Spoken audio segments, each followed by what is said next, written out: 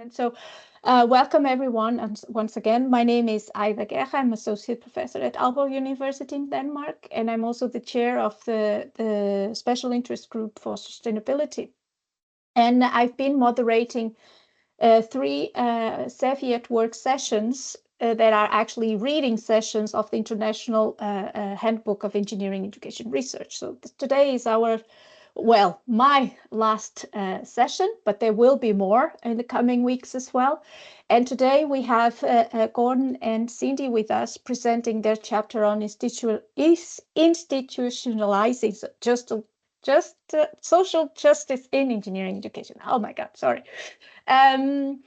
So I will not delay more. I will hand over to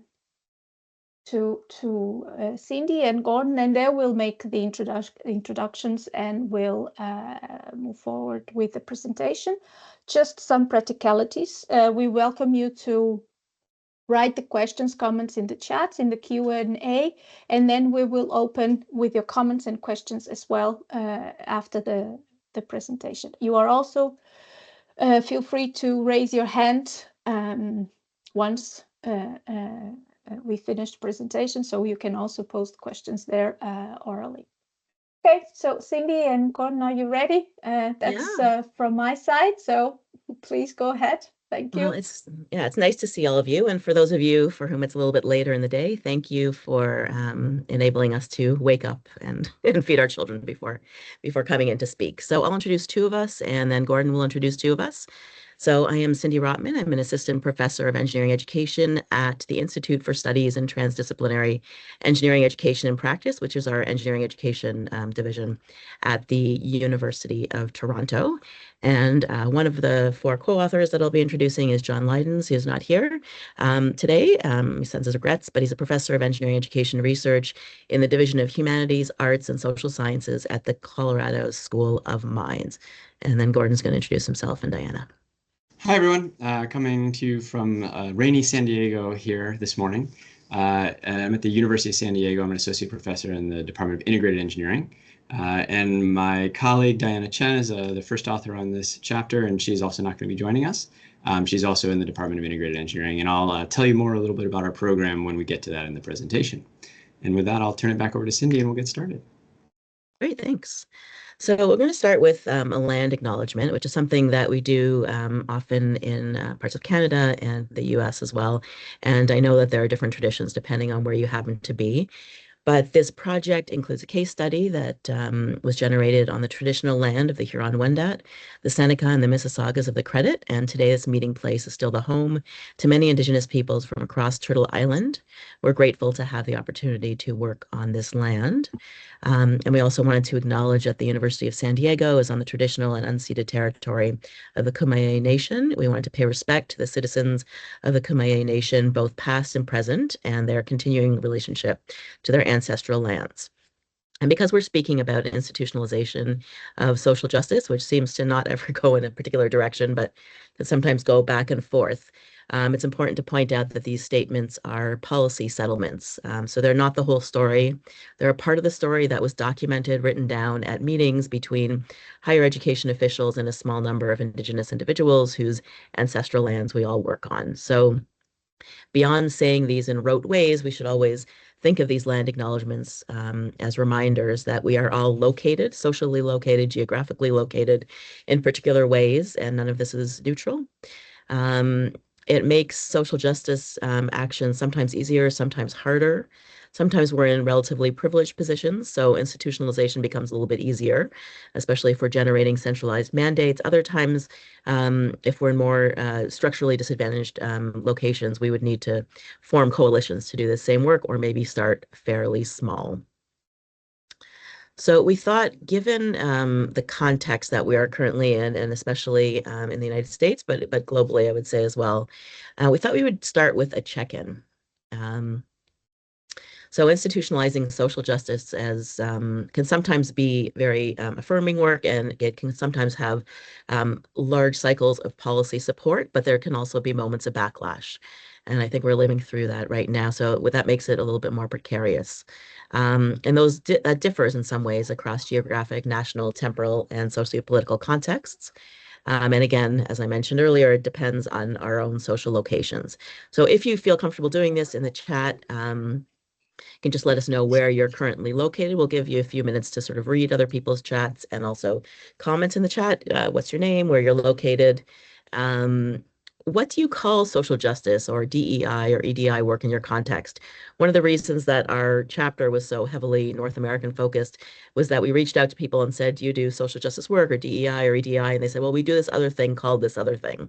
And so it's really important that we all speak about it in ways that make sense in our local context. So what terms and what words do you use to do this kind of equity work, inclusion work, diversity work, and social justice work in your own context? And then sort of taking the temperature, how are things going for you in this moment as we work towards social justice or DEI? And so I'll let you just respond in the chat, and we can take a look at that a little bit before moving on.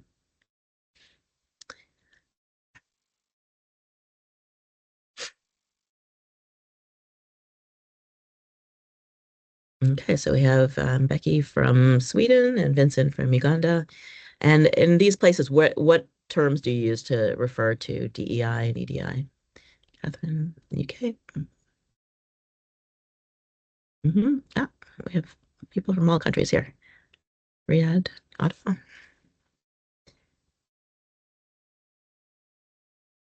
Okay, the term inclusivity. All right. In Cardiff, Wales. Okay.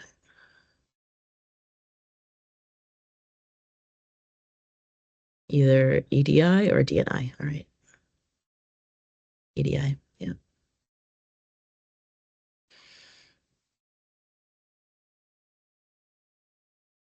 Okay, so and also maybe how are things going in this moment? DI and inclusive, okay.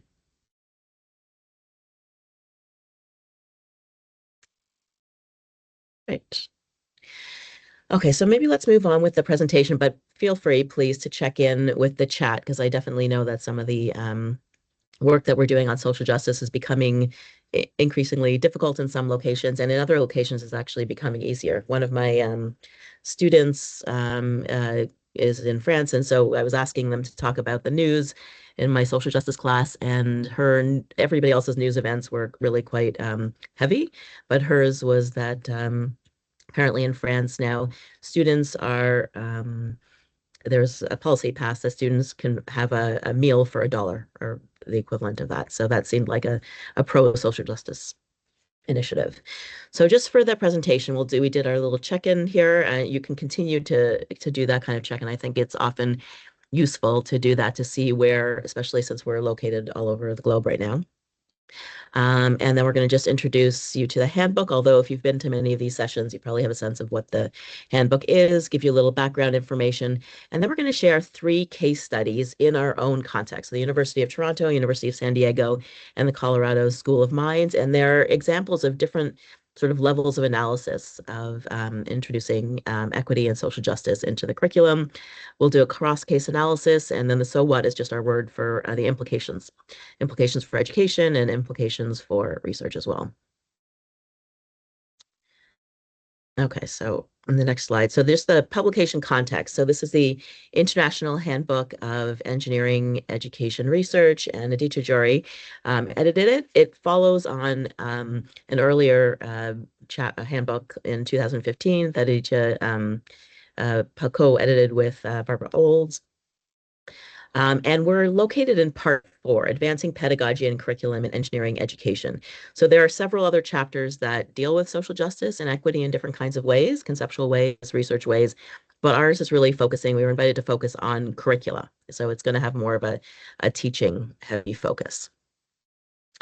So just a bit of a background information. So where did the 4 of us start? What's our point of departure? So all of us, we have different kind of work that we do, but we all take the position that actually it's impossible to pull apart social justice and engineering. They're inherent. So we can ignore the link, which causes us to reify structural inequities in the profession and society, but it's not actually possible to separate them. And then given the curricular focus for today's presentation, our primary objective when teaching about social justice and engineering is to make this invisible link in some cases, or the marginal status of social justice in the engineering curriculum visible and bring it a little bit more central and more integrated, partly by connecting these concepts with our everyday lives and professional experiences, inserting ourselves as actors, making it then impossible to ignore this link between social justice and engineering. All right, thank you, Cindy. So I think the real focus that we took from that kind of background is kind of looking at how we can address this gap in engineering education across all these institutional contexts, right? We know social justice is important. You wouldn't be here if you weren't interested in this topic. And we also know that it's something that engineers typically don't like to talk about very much, right? It's not something that shows up in our curriculum. And there are bright spots, right? There are bright spots all over the place of people doing this. And our question is, well, what does it actually take for it to become something that can last and persist? So before we dive into the case studies and actually start thinking about that, I wanted to start with just a definition of social justice. So I really like this one from Donna Riley. So if you haven't seen this, you should definitely check it out. But I'll just read the definition here, right? It is difficult to define the term social justice. It's not that the term is poorly understood. On the contrary, each of us knows what we mean by it. The problem is that the term resists a concise and permanent definition. Its mutability and multiplicity are in fact key characteristics of social justice. So when I share this definition with my students in class, they often kind of are flummoxed by what to do with it, and they don't quite understand. They're not sure. Being the engineers that they are, they want something concrete and definite. So I love to start with this one because it's neither of those things, right? And it forces them to really think and kind of engage with those questions. And then a little while later in class, I'll often kind of share with them something a little more concrete. And so this comes from a book written by our co-author, John Lydens, that's really diving into kind of more specifics about how engineering can really incorporate these terms. And so the book is, I think, a great resource for folks. If you haven't seen it, I would highly recommend it. But in that book, they really use this definition, where engineering practices that strive toward an equitable distribution of opportunities and resources in order to enhance human capabilities while reducing imposed risks and harms among the citizens of a society and the environment. Right? And so I think these definitions help us to kind of frame what we're talking about and how we're thinking about social justice and why it matters for engineering. Right? I think too often engineers are so focused on technology and not focused on people, right? On the importance of people in what it is that we do every day. And so that's kind of where we'll ground this conversation is as we turn our attention to these three different case studies about how we've actually integrated social justice into curricula. So we've got three different universities that we'll be talking about that have very different kind of contexts. And then we'll do some kind of synthesis at the end to tie those things together. So I'll turn it back over to Cindy to talk a little bit about her institutional context. Great, thanks, Gordon. So just to be clear, I'm not talking about everything happening at the University of Toronto. I can see three of my colleagues here. I see Rob, Noah, and Saskia. So they're all involved in doing this kind of work in their own contexts as well. But I thought just before sharing this specific case, I would just say a little bit about the University of Toronto. So it's a large public research one institution in Canada with a population of 64,000 people. The engineering faculty has 5,600 at the time of writing this paper, undergraduate students and 3,000 graduate students.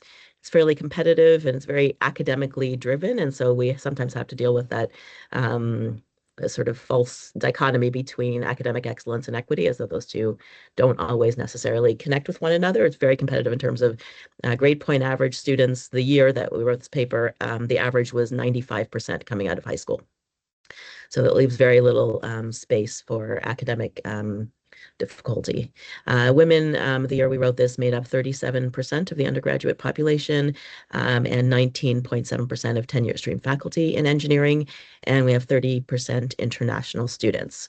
So once again, we have many other things that are actually happening at U of T with respect to social justice, especially over the last decade and a half, I'd say. There's a growing number of EDI initiatives that have been, and we refer to it as EDI, so equity, diversity, and inclusion, as well as talking about social justice. And sometimes it gets connected as well with the word society, where we integrate ethics and equity. So we have 3 elective courses that specifically name equity and social justice at the graduate and undergraduate levels, including one that actually is called Engineering and Social Justice, which I'm teaching this term but didn't develop. We have outreach efforts to high school students and underrepresented groups, in particular women, Indigenous students, and Black students. We have a dean who's very supportive, at the time of writing this anyway, of increasing women's student enrollment from 18%, which it was for decades, to 40% within a couple of years, an associate dean of diversity, inclusion, and professionalism, and an EDI action group made up of faculty, staff, and students. Anybody who wants to join us can join us. And we also have what we noticed when we sort of asked about social justice and equity work was that there were about 50 small-scale EDI initiatives just done by people off the sides of their desks while they were busy sort of doing other things. And of these initiatives, we're only sharing one. And the reason we're sharing this particular one is because as a co-author, it was the one I personally knew most about, not because it's the most important one, certainly. So just to talk a little bit about the drivers of this project. So we had an accreditation visit in 2014. So ABET is the American one. We're also part of the Washington Accord.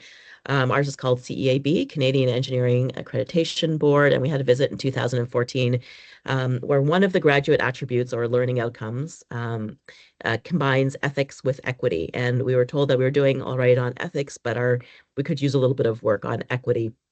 So around the same time, we had an internal instructional innovation grant. And the idea here was that faculty members and staff would have a chance to put some sort of increased effort into doing something that linked with our strategic plan, and then they would get a little bit of money to hire some folks to do this work. So we put one in initially on leadership case studies, and because of the accreditation visit, they invited us to turn these into ethics and equity case studies. So I led this partly because my background is in social justice. It's not in engineering, but I worked alongside with the director at the time, Professor Doug Reeve, who put his name in the initiative and then enabled me to do this work. So I did 22 critical incident interviews with engineers in different disciplines at different sort of career stages. And then all these interviews became case studies. I shared the case studies, which were anonymized, unless people chose not to be anonymized, and I shared them with the people I interviewed. Then we integrated them and got some feedback from them. Usually the feedback that they gave was all technical. It should be X number of kilograms, not some other, but the ethical dilemmas were still there. We integrated these into 40 courses by invitation. So this initiative, which started as a small case study initiative, has now touched, at least as of 3 years ago, 11,500 students, and we keep doing this work. And then in 2018, we were able to formalize it into a humanities and social science elective, which was called Ethics and Equity in Engineering. And so just to describe some of the institutional supports and constraints, it was really helpful, certainly, to have a supportive dean who named equity as one of her goals. It helped also, sort of in the broader context, to have social movements like Black Lives Matters and student activists who were involved in these movements. Often what I find is that some of the students in engineering are further ahead than many of the faculty and staff. We also had 12 professors who were open to having us integrate our module into their courses. Many of them were in design classes or leadership or complementary studies or HSS courses, but we did have a couple in technical courses as well who invited us to do this. The Engineering Equity, Diversity, and Inclusion Action Group has always been a great support. And then also having a formalized position during this time, the Assistant Dean, Diversity, Inclusion, and Professionalism gave us sort of an institutional anchor and location to do this work. Some of the constraints, which I think you'll hear also from Gordon and the other 2 case studies, are just the ongoing microaggressions that don't just change as you sort of increase representation.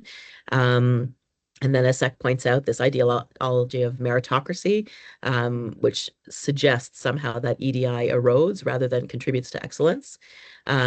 This sense about curriculum as like sort of, that each unit has to displace another unit and that they're mutually exclusive rather than mutually beneficial. So some people were concerned about giving up space in their densely packed curriculum as opposed to thinking about this as being integrated into the curriculum. And of course, there are different kinds of institutional power differentials where the EDI action group is very open, but it isn't formalized in any way in policy or in the faculty's sort of set of KPIs, for lack of a better word. And then, of course, the back to sex work about the socio-technical dualism, just professional socialization broadly in engineering privileges the technical over the social and views them as separate. So all of these things have sort of constrained our efforts, but not prevented us from doing this work. Great. All right. Now we'll turn our attention to Colorado School of Mines. So this is where our colleague John Lydens is. I'm going to do my best to present on his behalf, but if you direct questions to me, I can't promise I'll get all the answers right. So the Colorado School of Mines is a large, or I guess a small public research institution. So it's got a relatively small student population for a R1 university here in the United States, right? Only 5,400 undergrads, 1,600 graduate students. And its tagline is Earth, Energy, and the Environment. And it's really a school built around the extractive industries, right? It's right there in the name, Colorado School of Mines. And so that's a big focus of what they do. Women make up about 33% of the undergraduate population and about 20% of the tenure stream faculty, so similar to University of Toronto, and about 28% from underrepresented groups. So I think the big takeaways here are just that it's a relatively elite, well-funded, and conservative engineering institution in the United States. And so the initiative type at this institution was something totally radical, creating a new course. Right. And so it turns out that that was a relatively challenging thing to achieve in this environment. So the course explored the interplay between engineering and social justice, right? And students sought kind of alternative pathways to typical industry career tracks, right? So folks were going to Colorado School of Mines, they were interested in engineering, they got there and said, well, I'm not sure I want to go into mining necessarily. Perhaps there are other things that I could do with my engineering degree. And so the driver really was students for this class and for what has come out of it since then. It began with the Engineering Without Borders group. So there was a kind of a club that formed on campus. It was a chance for students to go and engage with engineering projects in kind of other communities outside of the United States. So students would take a trip over spring break and they would go and do kind of some work kind of helping a community with a project. There's lots written about Engineering Without Borders, and I think that's a whole nother topic for another discussion. But in this case, it really got students interested and excited about social justice. And so that propelled faculty to say, and students to start having conversations about how the curriculum was missing this focus on people. And so faculty started connecting with those that were doing this engineering and social justice work at an NAE workshop. And that led to this eventual development of this new course that explored these interplays. So what worked out well in this was the supports were really the student interest, right? Students were a driver for this. And there was a dedicated group of faculty that got excited about adding a class. And so they started working on doing an engineering and social justice class. And what really kind of the key thing that they did is they applied for funding from the National Science Foundation, and they received a grant. And that grant provided both the resources to give the faculty time to develop the course, and more importantly, legitimacy.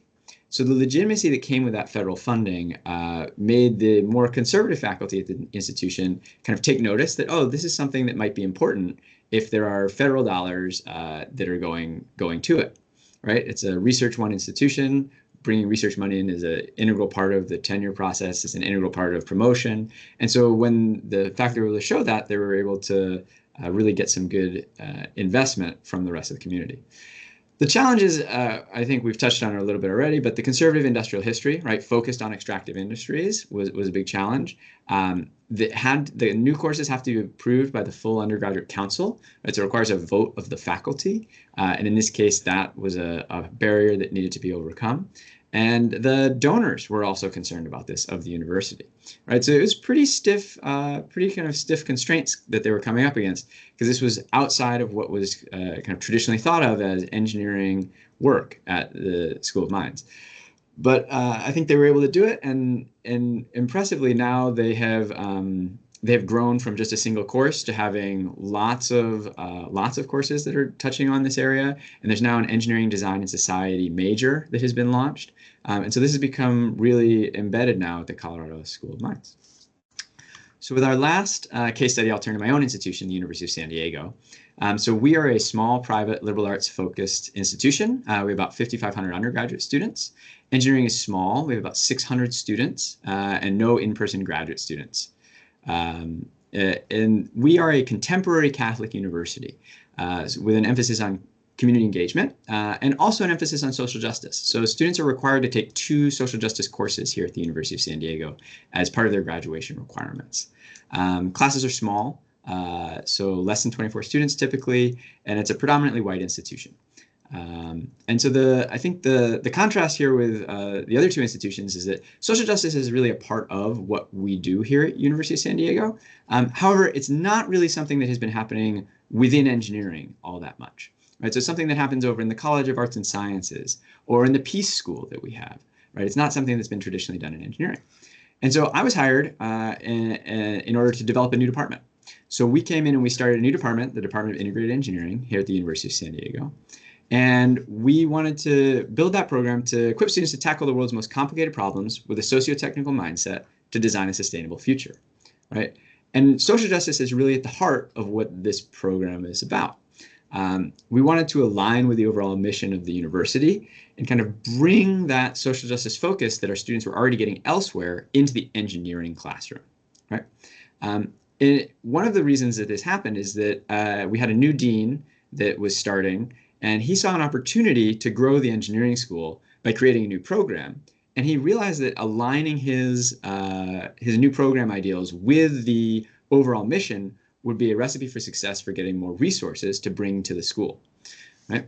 And so what really ended up supporting the creation of this program was that the dean was able to convince the board and the president to put the funding behind it to hire new faculty with expertise in social justice. So I was hired, 2 other faculty were hired, Diana Chen, our co-author, Caroline Bailey, who many of you may know, was also hired. And so the 3 of us with a faculty member already here at the University of San Diego, Susan Lord, doing lots of social justice work, were able to found this program. And we really thought carefully about how we would align with the mission. But it wasn't completely smooth sailing.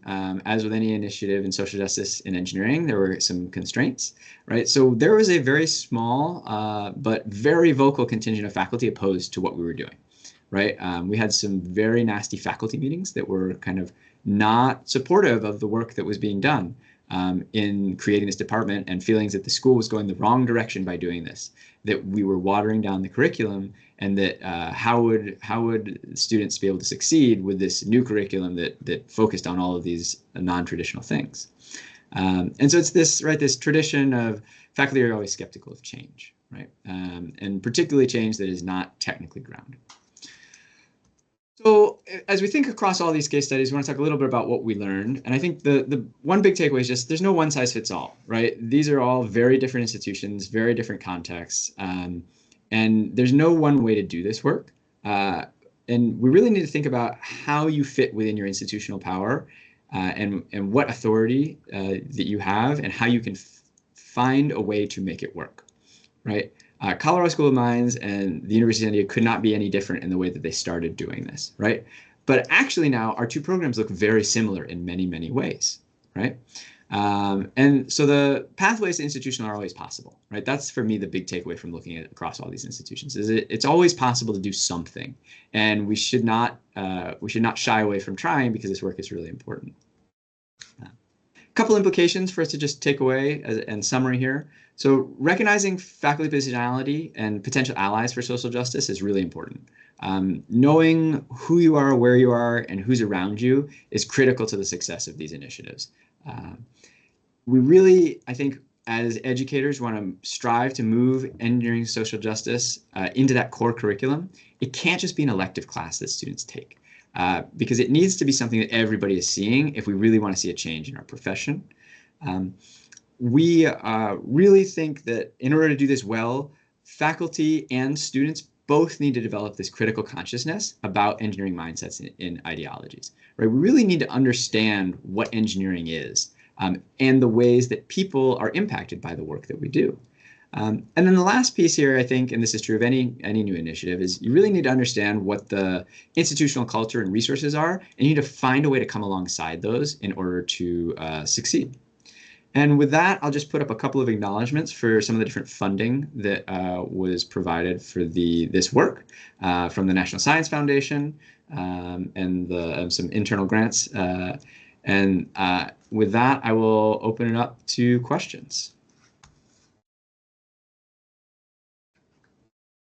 Yes, thank you. I think I can hear some echo.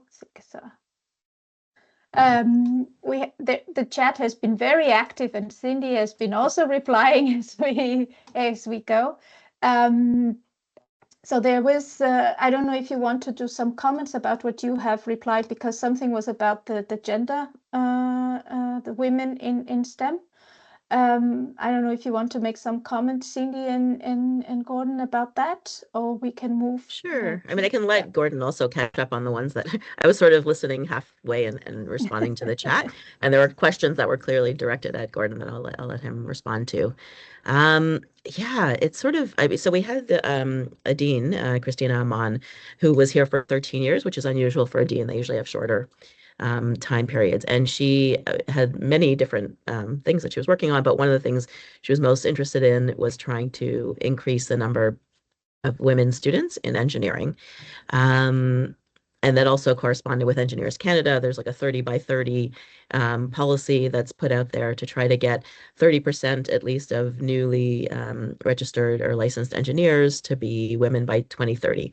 We're nowhere near there, but but the policy is out there, I think. So what's happened, I think over 40, 50 years, the percentage of women was stagnant at like between 14 and 18%, sometimes hitting 20 at the most, until the dean actually said, you know, we're going to do something on purpose to work through this. So partly it was outreach to high school students. We had some programs for students also who, in some high schools, they don't have access maybe to some of the requirements to get into engineering. So there's like a grade 12 physics class, for example, that not all engineering or not all high schools have, especially some of the ones in some of the more high poverty areas. And so that really disadvantages students there who would like to take these. So we had some sort of outreach classes that doubled as curriculum. So we, and this is Mikhail Burke, one of our colleagues, put something together for Black students in an area of Toronto, and Jane and Finch working with a teacher in their local school to offer a curriculum. Like you get a high school credit for this, and you also would come on to the University of Toronto campus and get a feel for what engineering was like. So we did a number of things kind of like that. But the GPA average hasn't changed. We get a lot of applicants to U of T, and so it wasn't a matter of not having enough of any group. The other thing we did was that we added something to the admission. It used to be just primarily GPA only, and so now we also added people have to write a statement. And so the statement, if you have a lower GPA, it doesn't change, but if for all the people who have extremely high GPAs, they then read the statement and make decisions about admission. So I think that might have helped. But as you'll speak to many of the students, some of the students who've come in now in the groups of like 40% women, and it's been held close to between 35 and 40% now for 5 or 6 years since it started, and we've switched deans, and that number has still held.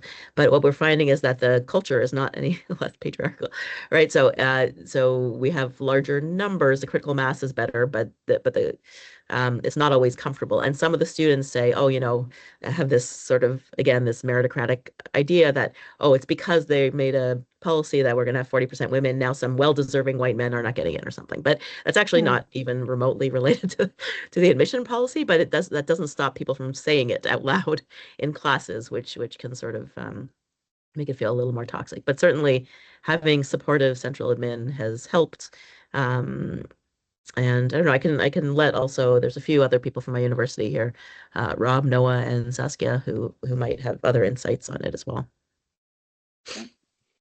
I found it very interesting because now it starts again to be a conversation also in Europe. But we don't have that low numbers, at least in Denmark, around 25 to 30, and in our universities 1/3. But we lack talents. So it's another thing. Mm. Should we move to the questions? Yeah, I see Yeah. 2 from Robert that I can kind of answer in tandem. So one was just, given the anti-justice headwinds in the US, will your antagonistic Yes. faculty be empowered to undermine your initiatives? Yes, is the short answer. The long answer is the anti-justice headwinds in the US are really challenging higher education across the board in this country. The National Science Foundation, for those that aren't particularly familiar with it, one of the critical review criteria to receive a grant is called broader impacts. And it's very hard to do broader impacts without touching on something to do with diversity, equity, and inclusion. And so the Trump administration has an executive order that has explicitly banned that in all federal programs. And so the NSF is currently scrambling, and it is unclear what is going to happen to all of the awards. So I have one award right now. We have one grant from the Racial Equity Program at the National Science Foundation, and we are very uncertain what's happening with it. And I think everyone that has a grant from the National Science Foundation is very uncertain about what the future holds. It's unclear if those awards that have already been made could be potentially canceled and the funding reneged upon. So we're like, I mean, I spent the last 3 weeks just constantly juggling, trying to figure out, can I continue to pay my postdoc that is working on this grant? Like literally, that's what I've been trying to figure out. It's just terrible, the uncertainty that is brought into the ability to do this work. And so I think that the challenge is going to be kind of regrouping because the funding, regardless of whether the funding that has already been allocated continues, there will be no new funding for this work in the next 4 years under the current administration. And so that really is going to throw into chaos the entire ecosystem of people doing this in the United States. There are many people that are graduating, looking for jobs, and they're just going to struggle to find things to do in higher education when there's not federal funding that can be used to support this work. And I think what's particularly concerning is a lot of this work is not particularly controversial. Some of it certainly is. So my grant is on whiteness and understanding the impact of whiteness in engineering. And that is like we are at the front and center of kind of exactly what the executive order is talking about. But there's lots of things that are just thinking about, well, how do we just make engineering an easier place for women to come into, right? And like that should not be a controversial thing. And yet that's also wrapped up in this same kind of funding freeze. And so that I think there's a lot of challenges there that are kind of coming, and there's a lot of uncertainty about how we're going to address them. And so that's kind of, I think, one of the big things that we're thinking about as we think about what's coming next. There like follow-up questions on that or anything else people are wondering about? It's pretty terrible. Yes. When you talked about, sorry, just very quickly, when you talk about broad impacts or you know, when we do any application, we have that, right? You anticipate what is going. So suddenly you have a fund that you predict, and then there's a pullback on that. But any research should have an impact that is to improve, to change for the better, and not the other way around, right? Yep. So I think it was on those lines that you also were talking, not about the specific topic of research, but also this, you know, foreseeing of the impact or what the expected impact would be. Okay. Yep. Any follow-up questions? Yeah. Our chapter ends. Yeah, Robert had one other question about, you know, is anybody working on a workshop, in-house workshops for this? That's what my grant is, that is now in limbo, right? So we had done a previous grant, and the finding that we had from that previous grant was, in order to teach, in order for engineering faculty to be able to really teach this and to put social justice in, the faculty need to better understand what all of this means. And so we created a proposal as a 4-year grant to kind of figure out how we help build critical consciousness among faculty. And so it's a faculty workshop. And so we literally we've had 2 sessions of our faculty workshop, and then the freeze, stop doing everything order came out. And we're like, well, guess we're gonna have to figure out what happens next.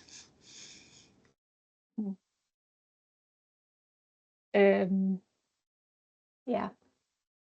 I don't know what to say. Okay, it's okay. We move on. Yep. Well, That's all we we can ended do. the That's all we can chapter do. with sort of an optimistic feel because the Yeah. decade prior to it was moving in a direction that kind of worked out for us. And so if we, if this is the coda, it's a little depressing. But not impossible, I think. But I think I think I need to moderate not to get into the conversation. No, get into the conversation. It'll be more fun. No, I'm just thinking that also from that perspective, this is beyond the faculty or beyond. It's also about the students. You talk about activism in the beginning, right? So it's and I remember 20 years ago when I was studying at the faculty, I had a teacher saying, "You are part of a alienated generation. You have no idea what is going on. You don't care." I think it's got worse in those so I think it's also the students, what is going to be their future, because there's this lack of there is this the turmoil. I think that can be a use of a word. It's so strong that it triggers also extreme emotions, and then they don't know how to deal with those emotions as well, because we don't have this more holistic multi-dimension of education, of perspectives. We talk about social justice, but we could also talk about, and you use Juan Lucena, he was about humanitarian engineering. I read quite a few for my PhD, and so it's about this, what is our role as a person, but as a professional, as an individual, and then as a group. So I think that is not only about staff or faculty, but it's also about what is about this young generation next when they get out, because it's it's things are being cut, or the attention put somewhere else instead of by noise. Yeah, that's why I was like, I don't want to get into this discussion. Yes. But we have one comment from one question/comment before, actually, Robert, and we go to you, Paul. I noticed that you have a question in the Q&A as well.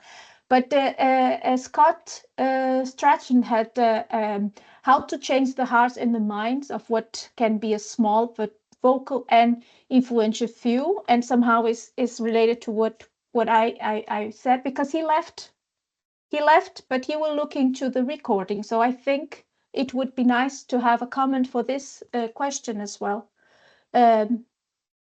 It's just above the first question from. Sorry, Scott. Can you read out the question, maybe, or? It's just above the given anti-justice headwinds. It's the same things coming across all three case studies here. How to change the hearts and the minds of what can be a small but vocal and influential few. So how do we nurture those that can be change leaders or can foster some transformation, right? And not be lost. Well, sometimes I find just interdisciplinary conversations make a difference. So the person who was the champion for this equity and ethics case study is Professor Doug Reeve, who doesn't himself do social justice work, but he sort of, but he was speaker of faculty council. He was able to put it front and center. People listen to him when he talks. And so he threw me in. And so that was really helpful. And so he and I, for the last decade, have been having these conversations where he says a word and I say a word and we have no idea what the other person's saying. So it may be the word critical, which he explains using sort of cognitive critical thinking, and I see critical as in Marxism. And so we have these like, tell me what you mean, tell me what you mean. And if I think having relationships with people who may not speak the exact same language as you helps sort of I don't know, dissolve some of the silos, because I think the silos are just, especially with social media, are getting increasingly entrenched. And I think just having those building relationships and having conversations across ideological divides, or even, when I sort of ask my students to reflect on the challenges, most of them feel like, oh, I'm going to say the wrong thing, or I'm going to be unprepared, and so having them think about how to foster psychological safety, and also maybe being the person where you can say something to me. It doesn't matter if it's perfectly articulated. I'm happy to have a conversation, and just having a few other people pop up like that is helpful. And I think that's what our EDI action group does as well. We meet weekly, people talk about whatever's going on in their classes, their lives, and we are sort of a community of people who listen to one another, even if we don't always believe the same things or have the same institutional power.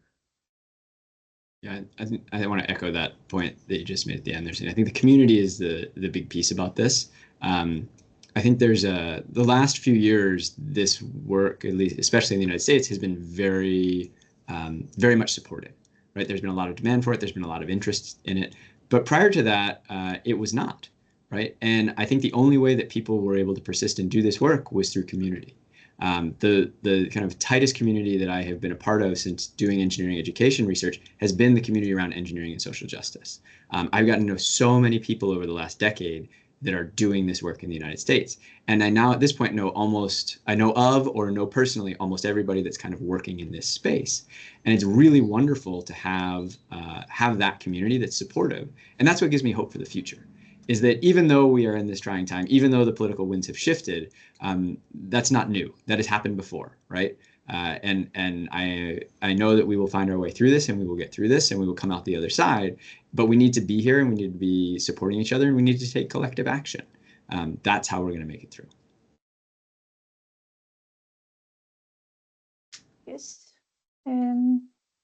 Paul, do you want to pose your question? Yeah, I just like to say thank you for the presentation. Sorry, I'll put so you can see my face. So yeah, I'm at the top somewhere.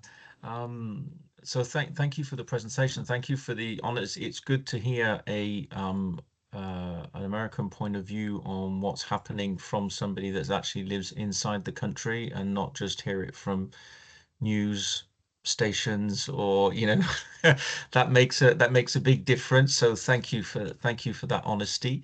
I will be nationally honest as well. Well, as you can tell, I'm not French. I'm UK, but I've lived in France for a long time, and we have a kind of motto, I suppose, that is freedom, equality, and brotherhood.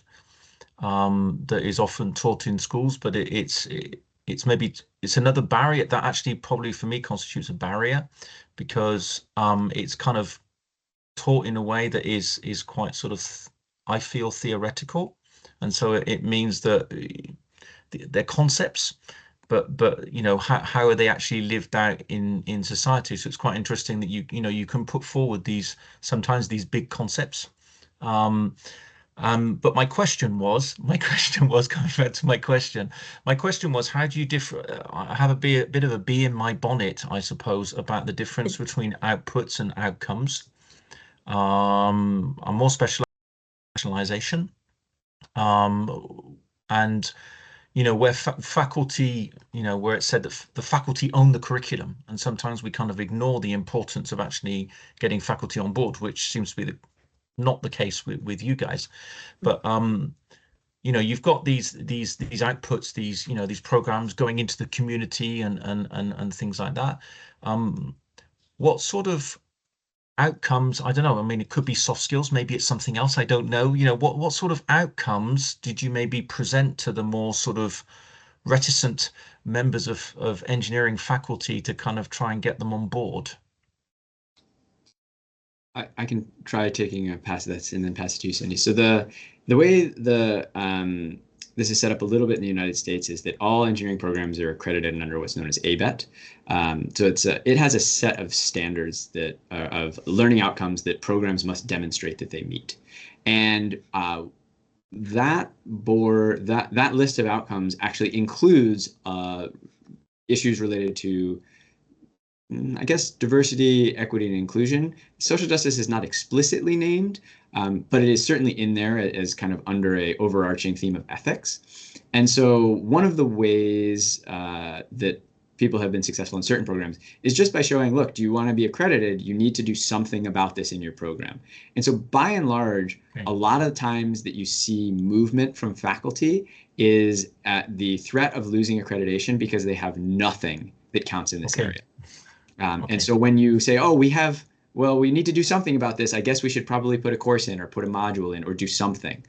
So when I was at Berkeley, one of the programs that I was affiliated had recently had a very negative review that said you don't have enough of this. And so they added a bunch of stuff. And I was the beneficiary that I got to take all that stuff. But then as soon as the accreditation went away and they're like, oh, we don't have to be accredited for 10 more years, funding kind of tapered off, right? And so there's this like cycle of kind of, oh, we need to do something, and then it kind of fizzles back out, and then, oh, we need to do something. So I think it can be a useful stick to move some of those people when you can point to those external factors, for sure. Yeah. Okay. Thank you. Yeah, I'm happy to take a stab at it. And so, Paul, I think I have a similar bee in my bonnet, although I've never used that phrase, but about outcome-based education, because it's almost always centrally imposed, and it sometimes breeds resistance, even if it it seems like it would be well-meaning, and it often ends up still reproducing the same inequities. That's my background in education, speaking higher ed, like rather than engineering. But in terms of engineering, we have the same kind of accreditation requirements. And Rob and I were sort of part of a group to try to figure out how we could do that at U of T. But the Canadian sort of broader ones, there are 12 of them, but a few of them are really, I would say, linked to equity and social justice. There's one called professionalism, which you can make the case that it is. There's one called impact of engineering on society and the environment, and there's another one called ethics and equity. And so we were trying to figure out how to go beyond. So the low bar is your program will not be accredited if you do not demonstrate at least that students have been sort of exposed to these things and evaluated on them. But that's a very low bar. So we were trying to figure out at our institution, how do we sort of use this moment of the outcomes to raise the bar, not in an impositional way, but in an inducement way. So inducement saying, if you're interested in doing this work, we have a little bit of grant money for you. Can you do that? Or if you'd like to have a conversation with us, come to the conversation. If you would like to come to a sort of a professional development session, the EDI Action Group, prior to COVID, we would host maybe 3 or 4 a year, just EDI sessions where people would come together, have a meal, and for a couple hours, do some kind of professional development.